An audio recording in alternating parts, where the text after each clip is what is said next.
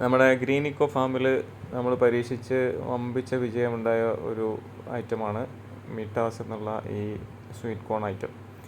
ഇത് നല്ല വിളവാണ് നമുക്ക് തന്നത്.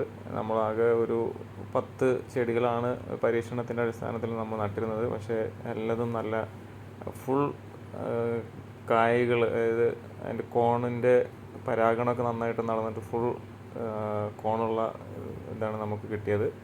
അപ്പോൾ അത് നമ്മളുടെ കൃഷി ഓഫീസറും വിളവെടുപ്പ് ഉത്സവത്തിന് വന്ന നമ്മുടെ അസിസ്റ്റൻറ്റ് ഡയറക്ടറൊക്കെ കൂടി അത് വിളവെടുത്ത് നമ്മളെല്ലാവർക്കും ടേസ്റ്റ് ചെയ്യാനൊക്കെ കൊടുത്തിരുന്നു.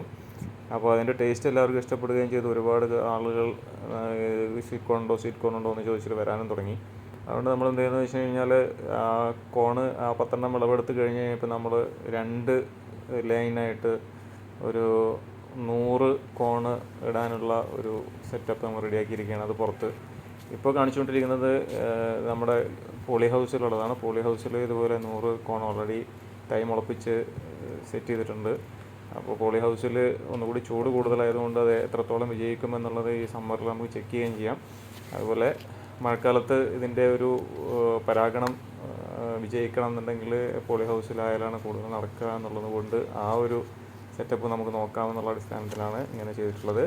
എന്തായാലും സ്വീറ്റ് കോൺ എന്നുള്ളത് നല്ലൊരു വിജയകരമായ കൃഷിയായി മാറും എന്നാണ് എനിക്ക് തോന്നുന്നത്. നമ്മൾ ഒരുപാട് മരുന്നൊന്നും ഇതിന് ഉപയോഗിച്ചിട്ടില്ല.